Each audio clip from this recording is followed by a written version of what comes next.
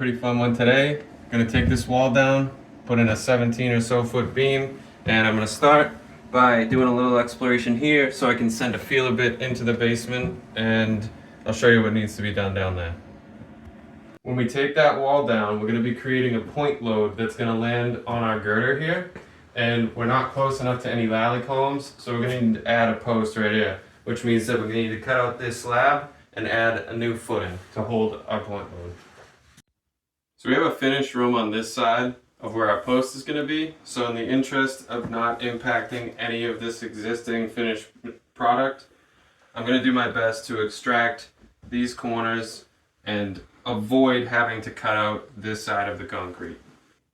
I have a pretty good arsenal of tools here to start everything off. Obviously, I have my air scrubber because we're going to be cutting concrete. And I'll create a sort of enclosure right here, because if you've ever cut concrete, you know that the dust is going to get into every crevice you didn't even know existed. I'm upstairs right now and I don't want to do a ton of prep, so I'm very carefully going to investigate here, which should just be a jack stud, a full stud, maybe even a third full stud, because there's another wall here, so that would be a partition. And I want to expose this bottom plate enough so that I can get my big drill bit down so I can drill it straight down and see where it ends up downstairs. Extracted enough here to be able to get my drill and feeler bit in, and I measured off of here 2 3/4 and off of here 1 3/4 because we're going to be using a 4x6, so those measurements represent the center of a 4x6. That's the mark, and I'll drill straight down. That's what it looks like from upstairs. Obviously I couldn't get my drill within 3/4 of this, so that just means that I'm a 1/4 inch over. That's fine. Let's go take a peek downstairs. See, my measurements were pretty good. You can see my bit landed between these two, so obviously that means that we're going to carry that straight down, and we're going to be right where I want it to be for this post. Now my plan is to come back 1 stud, come back 1 stud, cut the bottom plate out, and do a 24 by 24 footing. It's going to be 24 by 24 by 12 with rebar and stuff like that. And the reason that they make you do that is because the soil rating is technically 2,000 pounds per square foot. We have about 6,000 pounds, so that should be fine.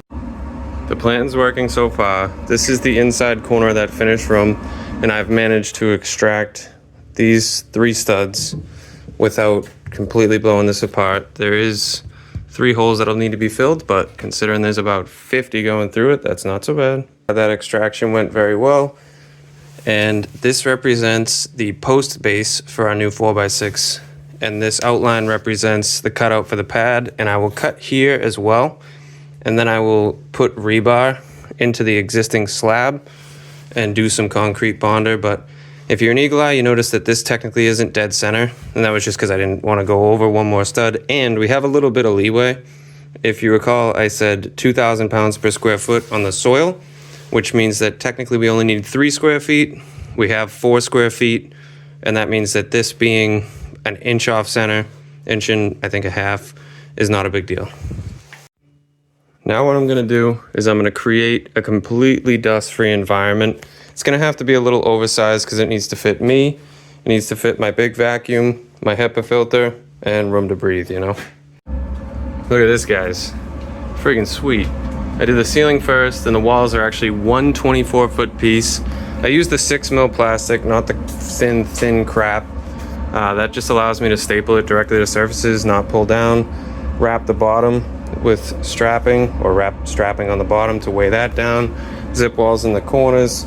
Got the 9-inch grinder to do the big cuts. I got the hammer drill to do some feeler bits so I know what I'm working with depth-wise on this slab. I got my HEPA air scrubber.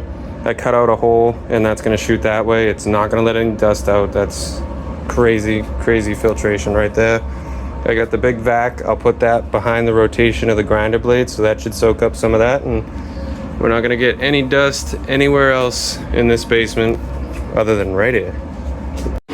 Check that out from the outside. How cool is that? For this move, we just drill until it goes through. We pick it up and we check it. So we're dealing with about 4 inches, which is normal. And I got them in all the corners. And if you're an eagle eye, you actually notice that I didn't put the smaller bit exactly in the corner. I offset it, so when I chase it with the bigger bit, it was actually at the line. Now this is kind of like just, you know, doing a pilot hole for a jigsaw blade. It just makes it a little easier to get in your corners.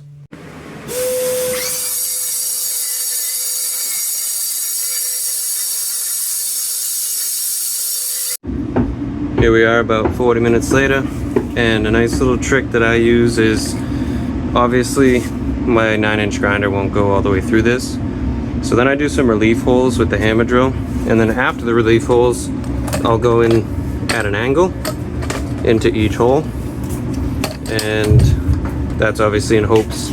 I finished these across just because it's going to be easier to take these individual rectangles out than trying to do the whole thing in one shebang. So we'll see how it goes. I'll let you know how much longer it takes me with the mini sledge. Alright, busted it up, chipped some away with the hammer drill, and now all that prep. Look at that, prying up the whole thing. Nice. Getting there.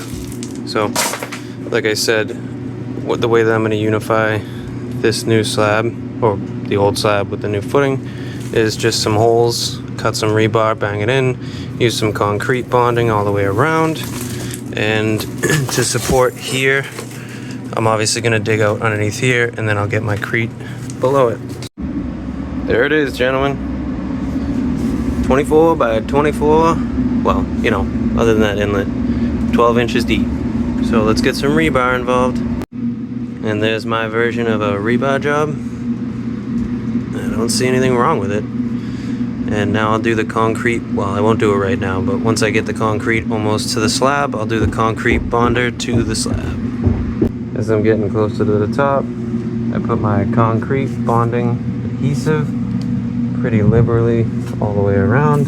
We get our 10-inch J-bolt in our post base, and I'm just gonna sponge all this so it cleans it up a little bit. And there's our footing all spick and span. Not a speck of dust. But I'm gonna show you something crazy. This is the finished side of the basement. Look at how much dust came through that pinhole right there. So that puts in perspective what this basement would have looked like if I did not make that, you know, dustless room. So since our beams come into here, that means that our temp wall needs to extend all the way through here, which means I'll start by taking out this opening.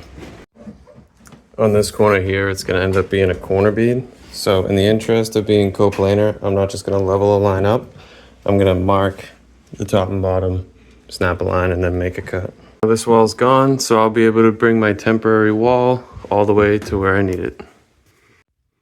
On to demolition day, guys. The electrician came in, cleared out all the outlets. Well, the wire's still there, but cleared the outlets, got rid of the TV, and now I'm just putting down all my drop cloths. I have some plastic all set up, and I snapped a bunch of lines so you guys can see it. These lines are very deliberate. The measurement from the top plate is so that once I put the beam in, there's a half sheet of sheetrock here, half sheet over here, and then the lines on the wall where the 4x6 is going to be recessed, that'll just be one sheet on the vertical, which is fairly convenient. And then over here, that's going to give me room to work. And 2 feet is more than enough to get yourself in there to do all your hangers and stuff. And normally, if I was doing a full-on recessed beam that was, you know, well, recessed no matter what the width, I would come off 22 3/8 from each side, because then 22 3/8 times 2 is what, 44 3/4 plus 3.5 would give you 48 1/4, and that would just be a full sheet all the way down. First thing I do is sawzall a couple relief cuts in hopes to get some big pieces off, so let's see how that goes. Oh, between relief cuts and taking that drywall off, that was about 10 minutes, so can't beat that. And obviously we got some very manageable pieces, and it's much easier from this side because now I'll just be able to push through and break all the screw seals. Look at that, basically getting full sheets off. We got a whole one right there, and this one's ready to fall out. So that's the power of a couple relief cuts, and just makes things a little easier. See this big stove wire and obviously panic, but look at this. Previously remodeled. Didn't get a whole lot of film yesterday because there was a little change in direction where the plumber came and capped off the baseboard heat. The electrician got rid of the wires. No complaints here, that's awesome. And I'm actually, instead of doing temp walls, I never do temp walls. I always do headers, because a 2x4 top plate with some 16 OC studs or 2 foot on center studs, whatever, that would just contour to the floor joists, Whereas I can make some corrections if I use a header, and I can fit my finger in here, and it was actually even a 1/4 inch lower than that. Same over here. And when I get this beam in, I'll actually pick up the wall upstairs. There's a little bit of a dip, and I don't really care if it cracks, you know, maybe an inside drywall corner or something like that. That's just superficial, no big deal. It makes more sense to correct this, but the reason I'm not gonna jack these up right now is because, let's say I jack these floor joists up and get them straight, then I'm gonna go and cut all these floor joists so that I can recess my beam, which means that the upstairs wall is just gonna be sitting on plywood for a period of time. So if I create all that stress and then take out the support, the plywood's gonna wanna flex down. So what I'll do is I'll wait until I have my beam set, and then I'll jack these two sides up with the beam at the same time. For the double top plate, I actually just go along with the pruning blade and cut between every joist. And then you gotta get up there and cut the nails, because the nails are in at a toe angle. So if you just start ripping these things out, it's just gonna snap along the grain on all of them because they have a toenail on each side. So just a little surgical extraction, take your time. It takes about, honestly, 2 minutes to do all these cuts with a pruning blade. I love this thing. So the easy part is actually done. Now we need to surgically extract this wall partition as well as this top plate, and then these floor joists that are tight to the exterior sheathing so that we can get our beam all the way over there, and it has the full 3.5 bearing on our 4x6. And then down this end, we need to cut out this double, get rid of this stud, these studs, this double top plate, and then on both sides we need to take out the bottom plate so that our 4x6s can go, well, this one's going to go straight down to the basement girder, and that one's going to go all the way down to the double bottom plate, the double sill rather, just so that you can reduce as many compression points as possible, because the more layers of material that you have, the more can compress. So here's one side where I cut the sheathing out, and I know this looks like a prime spot to drop my 4x6, but I'll show you what I'm working with downstairs and why I'm going to cut this all the way down so that my 4x6 sits on the girder. So there's the hole we cut, obviously, and you can see that these two 2x8s are already curling like that. Now if I add 6,000 pounds to these things, who's to say they don't just continue doing that? So we're much safer to land right on this 6x10 and just call it a day. What that means also though is, because I'm going to be cutting it back to where it technically has no bearing right here, I'll be adding, after I put this 4x6 in the basement, I'll add a double stud here, and that'll go up and sit right underneath those, and we'll be fine. So when I talk about the compression layers, I'm saying if I land my 4x6 on this 2x bottom plate, then the plywood, then these 2x8s, you have 3 layers that can compress underneath the new load. Whereas if we go down all the way to that beefy ass girder, then we know we only have 1 layer. So that's much safer for longevity. To start the surgery over here, I just zipped along each side with the Sawzall, and this piece should basically fall out. Look at that, no insulation. That's why they started doing California corners, so that you could insulate behind these things. On the exterior wall side, I just cut all the nails with the grinder, cut the top plates and the drywall backer with the Sawzall, and then finish the cuts, well, leveled up or plumbed up, and then finish the cuts with the multi-tool.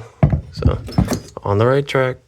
Snap my line along where the top plate used to be so that we can end our board flush with this wall, and then I do my plumb marks up on both sides, and that's about 5.5. Even though 3 LVLs adds up to 5.25, we need a little room for play. They are engineered, but they will sometimes have little cups.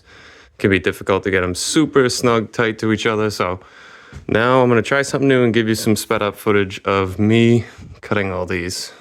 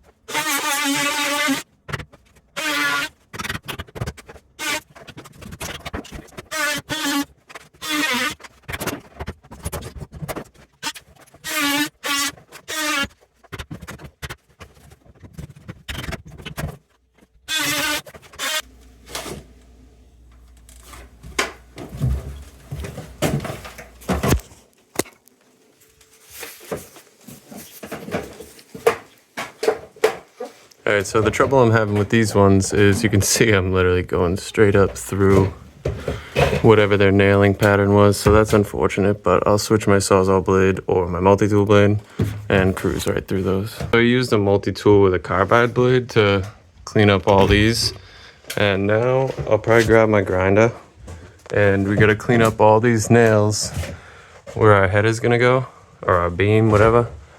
And if the grinder doesn't really sneak in between there, then I'll just use the Sawzall. All set. You can see all my grinder marks. There's obviously a bunch of nails. You're right on a plywood joint. So, all gone. Oh, actually, look at that. Get out of there. But yeah, so snapping the lines, plumbing them up, and cutting everything out took about, I would say just about exactly an hour. You know, it was 20 minutes to do the skill saw cuts. So call it 10 minutes to snap the lines and plumb them up. And then finish with the Sawzall, multi-tool, triple check everything, grind all the nails away, and we're just about ready for a beam.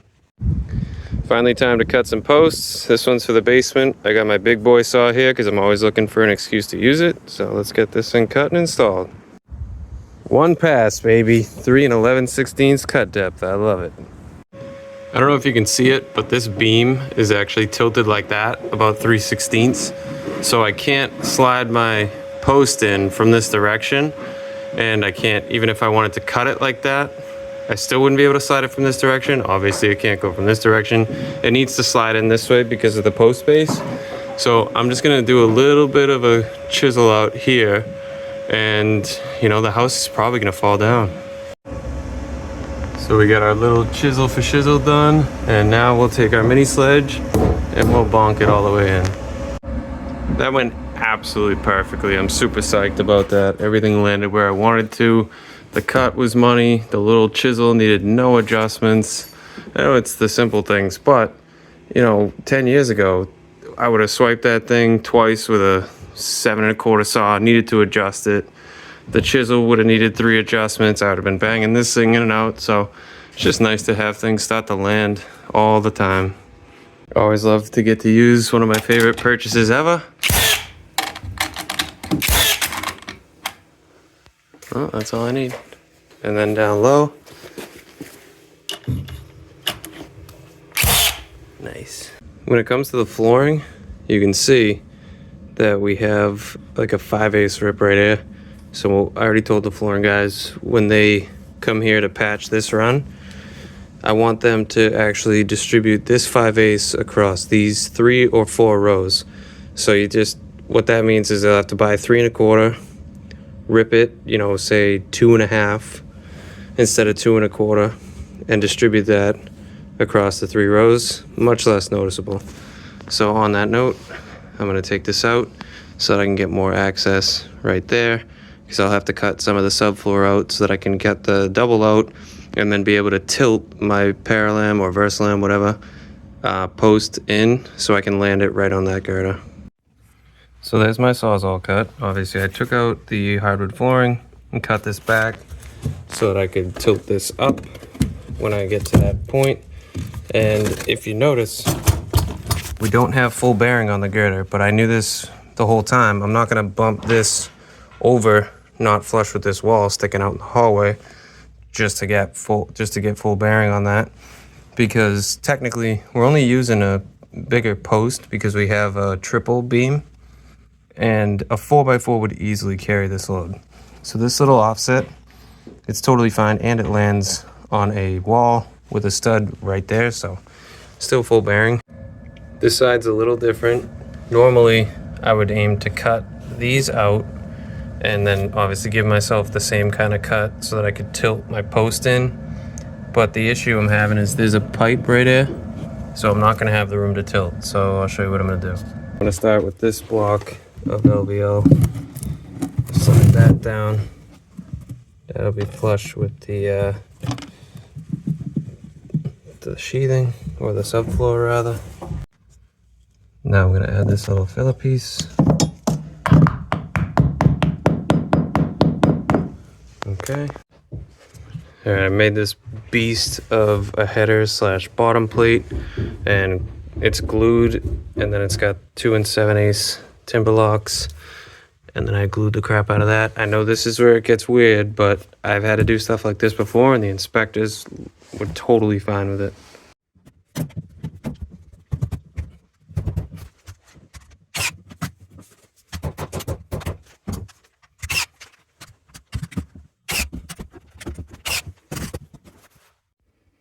That thing is a freaking tank right there.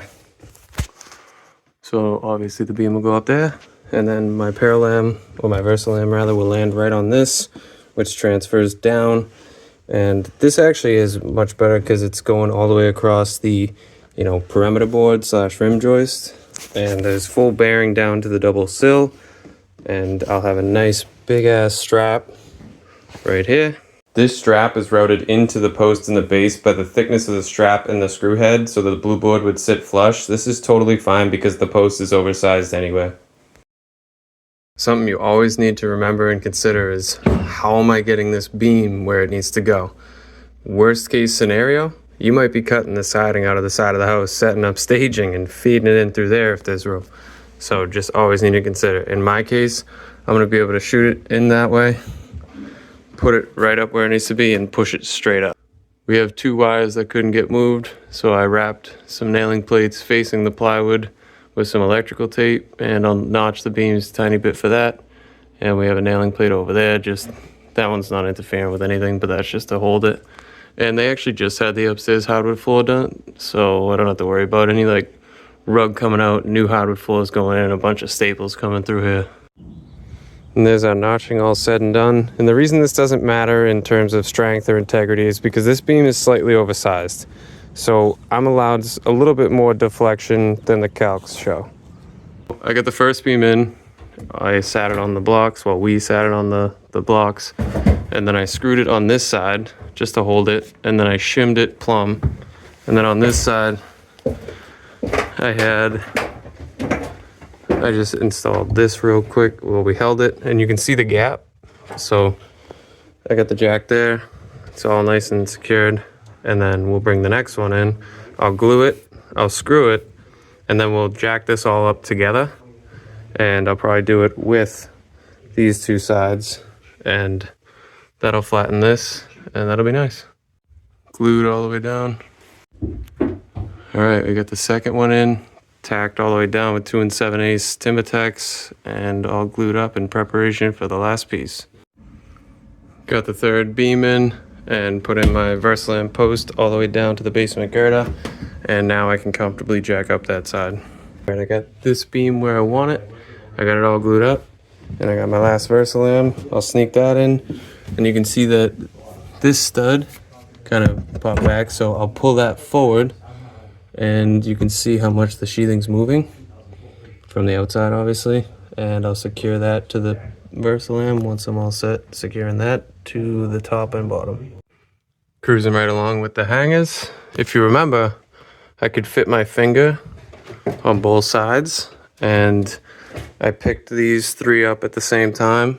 I did these about a 1/4 inch a day for a couple days, and then finished the last 1/4 inch today with the beam. I got a shim here and a shim right there and a shim back here.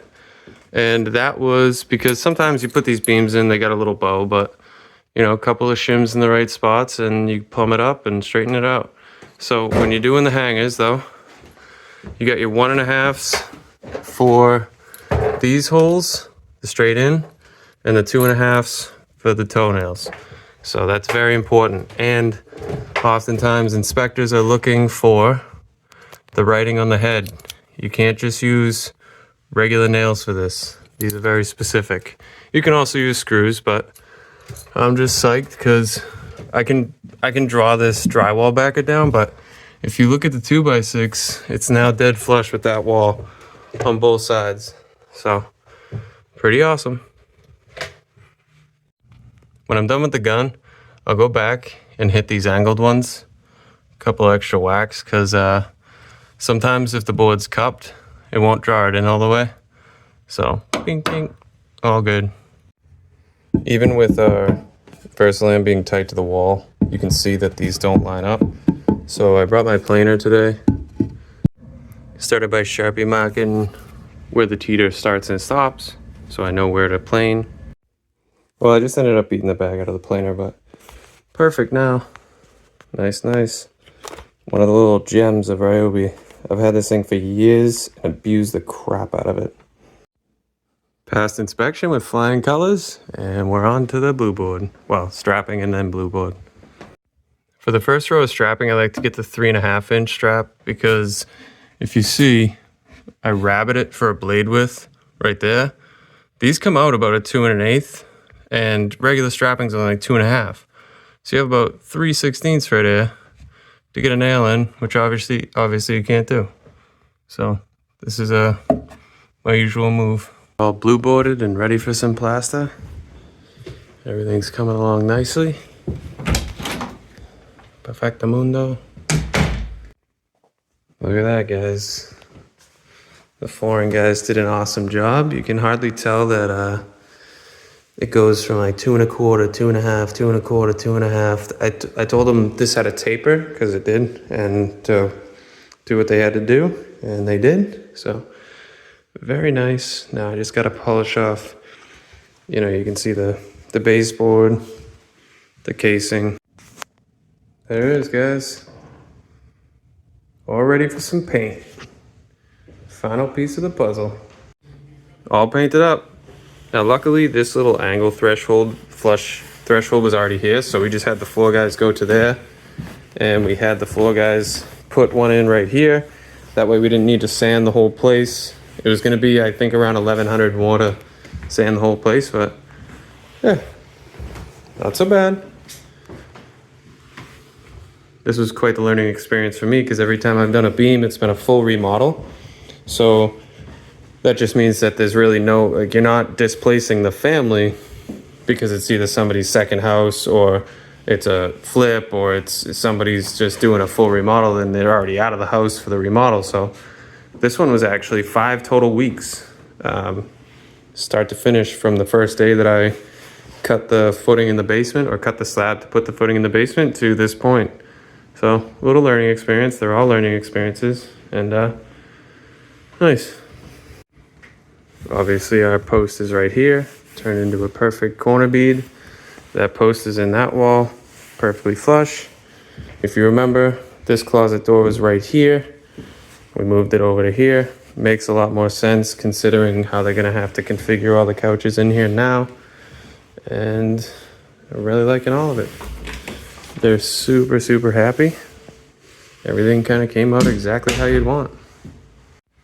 And this is what it looks like downstairs. You can see I managed to land the post right on the girder. Carries down, and there's our footing.